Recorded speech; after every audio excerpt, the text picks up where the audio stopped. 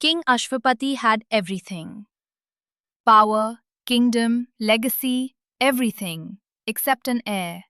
Years passed in silence. Then he turned to austerity, not for wealth, not for victory, but for a child.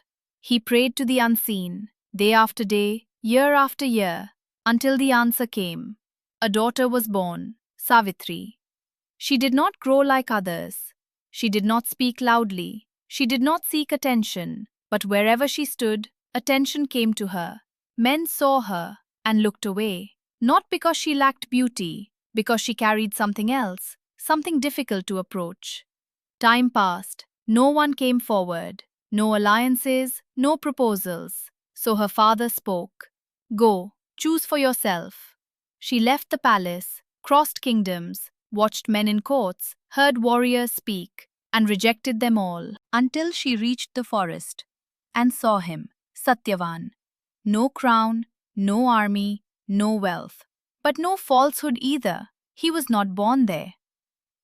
Satyavan was the son of a king, Dyumatsena, a ruler who had lost everything. His sight failed, his enemies moved, the kingdom was taken, and the royal family was driven into the forest, not as ascetics, as survivors.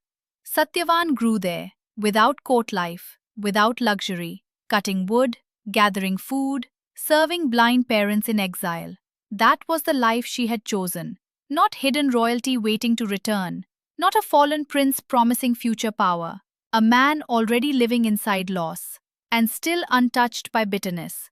Rajyabhrashto vanam prapto, Dyumatseno mahipatihi, andhatvam cha samasadya, saha putren jivati. Translation: King Dyumatsena, deprived of his kingdom, entered the forest. Having become blind, he lived there with his son. She returned, decision made. Then came the interruption. Narada arrived. He listened, closed his eyes, and spoke. Alpayustu sutastasya, Satyavan nam namataha. Translation: That son named Satyavan is short-lived. Silence filled the court. Not uncertainty, finality. 1 year. No ambiguity, no escape. Her father turned to her. The decision was still hers, but now it carried death with it. Would she walk away or step forward? Knowing exactly where the path ends, the court did not move. The words had landed, short-lived, 1 year, that was all. Her father spoke first, not as a king, as a father. Choose again. No anger, no command, just fear. Because this was not about alliance, this was about loss.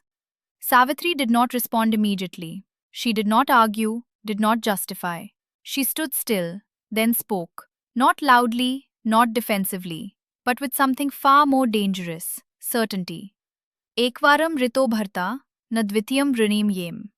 Translation: A husband once chosen, I do not choose again. No emotion followed, no pleading, no negotiation, just closure. Her father tried again, explained fate, explained consequence, explained grief, before it even arrived. She listened and did not move, because to her, the choice was already complete. Not because she ignored death, but because she had already accepted it. The marriage was performed, no celebration, no grandeur. A quiet union between a princess and a man already marked by time. She left the palace, not as someone deceived, not as someone hopeful, but as someone who had seen the end and still chosen the path. She entered the forest, and with that, the countdown began, not for him, but for her, because she was the only one who knew what was coming.